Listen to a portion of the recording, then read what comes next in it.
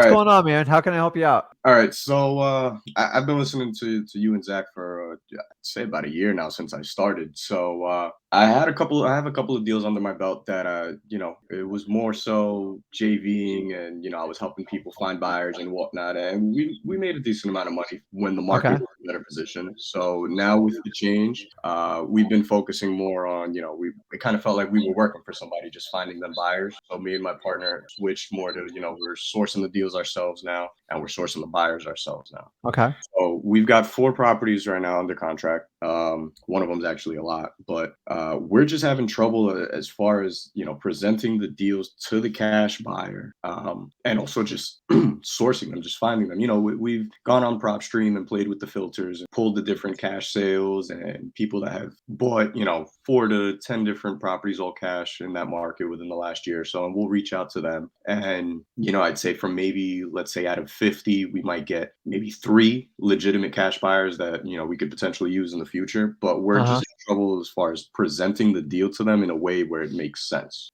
So you're using a lot of like words here, and I don't know if I'm missing something, but like, what do you mean by presenting to them? I'm just trying to understand what's going on here. So, like, if I get on the phone and, because normally what we'll do is we'll put them in a list and we'll Hmm. call. If we don't get them answering, we'll send out a text blast to them. Hey, Got it. we noticed you bought X, Y, and Z property for cash in this zip code. Are you interested in, at buying any more deals at a 30 to 40% discount? Yeah. Something along those lines in the text. And when we get them on the phone, it's more or less the same, how we go about it. And we'll let them know, we've got a property in this area, Hmm. whatever it is, a single family, multifamily, and we'll give them the specs, and we'll basically break it down and let them know what the asking price is and how much work it would need. So I don't know if it's just, maybe it's the buyers that aren't interested in the deal or the area that we're in, or if we're just not pricing it right. It seems So like we're struggling with. So let's just pick one deal. How many cash buyers have you had to where you could actually present it to them? Like, just tell them about it. Okay, so right now we're in Pennsylvania in the Newcastle market. Yeah. And I've noticed just from speaking to cash buyers that it's a little rough in Newcastle. So from those deals that we have there alone, we pulled, I believe, in the first 2 or 3 days when we were marketing it, we pulled about 100, maybe 120 of the quote unquote cash buyers from PropStream to Hmm. call. I'd say out of those 100, we've gotten maybe about 3 or 4 that were semi interested. So what's the average price points on your 4 properties? Well, they're a bit scattered. They're not all in the same market. Okay. But on average, well, when you say average price point, is that once they're fixed up or what we have them locked up for? What do you got them locked up for, roughly? On average, they're about 10 grand. Okay. So listen, you're in the really low income properties. And here's the deal. It's like there's never a shortage of buyers. It doesn't matter how bad your area is. And it's when you get on the extreme bottom of the market, like under, 20 grand, it's a whole different world there on like buyers. Their buying criteria is very tight. And so if you have 4 under contract and no one's giving you any activity on it, there's only 2 things that can be wrong. I've done this for 20 plus years. Either you bought it wrong and they're politely telling you they're not interested, or you have not contacted enough cash buyers for that area. Or it's a combo of both. It can never be anything else. Like there's no other thing else. You call me and you give me a property 40% off, I'll buy it right now. Hands down. Honestly, I will wire the money as soon as I get off this phone and I'm done. Because because very few people ever present me deals like that. So if you're saying I'm giving you 30, 40% off and then they see it and it's not, then what you have to do is get feedback from them and go, is this attractive? Am I missing on the price? Your cash buyer's feedback is everything, especially when you're new to this business, because you've got to like dial it in because listen, dude, I screw up prices all the time. Like sometimes I take calculated risks. You might've got the wrong price, but you got to get that feedback on a timely basis so you can either get out of the contract or renegotiate it. Right. But like if you're not getting feedback from your cash buyers, you're not funneling them through properly. So the first thing is you kind of vet them and bring them through, and then you talk to them. And if they're excited about getting properties at a discount in that market you're in, then if it's attractive, they're going to jump 9 times out of 10. I know it's more challenging in today's market, but I'm here to tell you, you either have the wrong price or you don't have enough activity, or it's both. It's never anything else. Dude, I do this all the time. I'm like, after we can't sell a property, our our basically after 3 weeks, if we can't get a contract on our like typical assignments, we dig in. And so the first thing I always ask for, what is the feedback from my disposition people? And if they don't give me feedback, I go nuts because that's the one thing you haven't given me. So what are the feedbacks from the few people that you got to connect with? So I had somebody, one of these guys actually went by yesterday, Uh-huh. and he texted me right after he left, and he goes, "Too much work, not interested." So I said, "Is it too much work for where it's priced, or is it just more work than you're able to take on?" And then he kind of broke it down. He told me, it has about 35,000 worth Huh. of work, and the house complete would probably go for 40, 45, which I don't know if it's really 40, 45 because the comps in that area, it's weird. They're hit or miss. So on the same block, two houses over, same Mhm. house, just an extra bathroom, it sold for Yeah. 89. So So what you have to do is you got to get more feedback. And then if you hear the same rhyme over and over, I'm like, okay, I'm not crazy. Like, okay, I missed it. And that's right, it. And you learn. Either you get a deal or you learn. You can't put properties out on the market and get no feedback. And because then it kind of shoots your confidence. You're like, crap, I don't want to put anything else under contract because I can't move it. Everybody goes through this struggle when they start out marketing. My first 4 or 5 properties I put under contract were way over. I thought I was knocking out of the park. I was so clueless. And you know what I did is I had a cash buyer sit down and I had an older gentleman. He wind up buying like 75 of my properties. He sat down and took me to lunch. He's like, "Do you know how to comp?" I'm like, "No, I don't. I just look for people motivated." He's like, "Okay, this is what you got to do." And I kind of figured things out. I had to go through that journey to learn it. You have to do it too. You are trying to figure out your market. So are you doing this virtually or locally? virtually. So I started locally. I'm from New Yeah. York,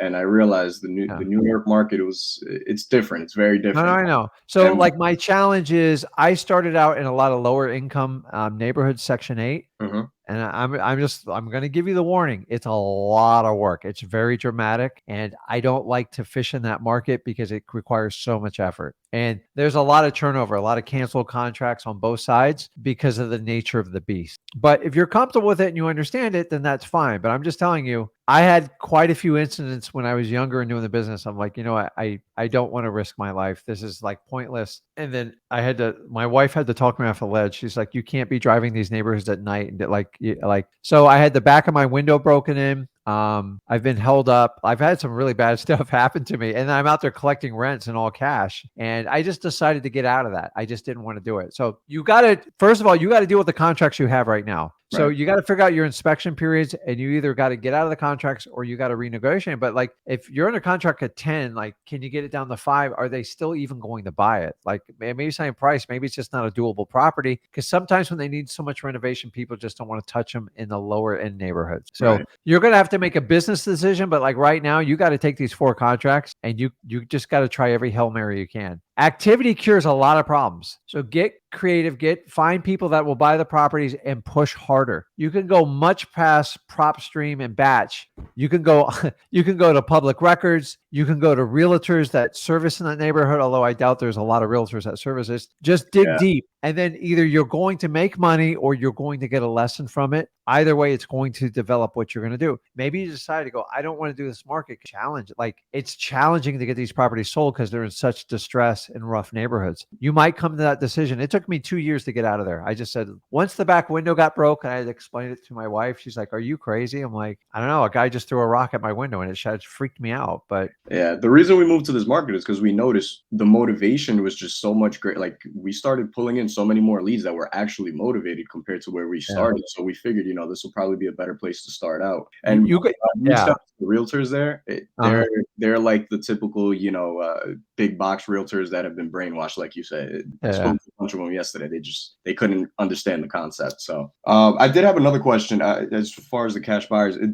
I've never really heard you guys talk about it, but it popped into my head. Do you ever look at, or do you try to look at the amount of cash sales or cash buyers that are in a certain market and determine whether or not it's feasible? Like, is it Yeah, we're always looking at that, and here's the problem with it is by the time you get the information, it's dated. So like that's the challenging part in real estate is to identify trends. You got to look at the past history, and by the time the history's passed, if you're not ahead of as a wholesaler, then you got to pay today's retail prices for it. So give you an example. I found a neighborhood very close to my community in a very nice community. I found a pocket of just duplexes. Now I found it by accident because I got a probate from there. That probate led to 3 duplexes the family owned. Dude, they sold it to me dirt cheap, owner financing. I was in shock. I was just like, now it took 6 months to straight out the legal paperwork on it. But from that, I bought 5 more in there because I knew. So what happened is I bought them dirt cheap, like under 100 grand. And then I was renting them out for like 2,500 with owner financing. I'm just like, so I connected with a realtor in that area. I go, and she went door to door for me on everyone and got me 5 properties. That's where you can utilize a realtor because I knew everyone was going to figure out what I was doing. And in 4 months, I'm a dead man walking. So that's the problem with information. When you identify it, if you get one property and it works and you guys are farming a certain neighborhood, go crazy because once that data records and stuff, people are going to see what you're up to. And then hundreds of people are going to gravitate towards it and you miss it. Right. So that prime example, I was buying duplexes in a very affluent community. It was just a pocket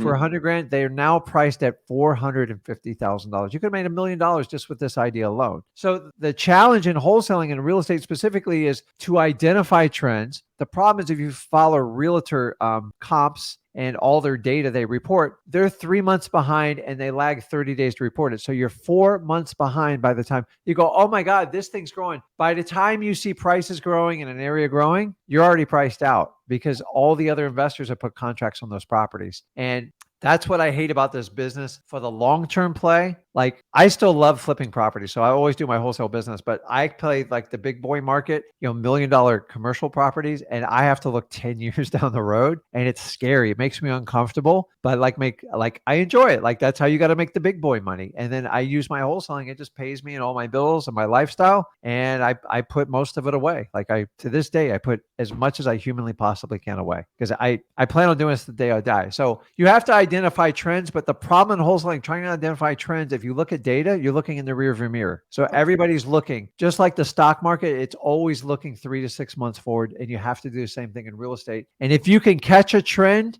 go crazy. I can't tell you how many times I wish I didn't buy every house on that block when I saw an opportunity, and my mind was too small when I do it. Now I'm crazy. I just recently did this on a mobile home. Like I could go out and try to buy every mobile home in this 1 mile square area. We were buying them for 10 grand. Those mobile homes now, and I bought a lot of them, are now worth $155,000. Wow. And at the time they were running for 300. Now they rent for 1,700. Why? Because I found a Amazon Prime distribution center was 1 mile from this location, and everybody wanted a cheap place to live. Voila. There you go. So I liquidated a lot of my Port St. Lucie properties. I moved there, and I got to tell you, the cash flow is like through the roof. Taxes are nothing. I'm like, damn, I wish I bought these things a long time ago. But like sometimes some of the trends are like, guys, look for these Amazon Prime distribution centers. They have thousands of employees, and they're all paid good wages, and they're all looking for good, safe homes. So if you can if you can find out where they are. By the way, we all had this data. Amazon made it all public.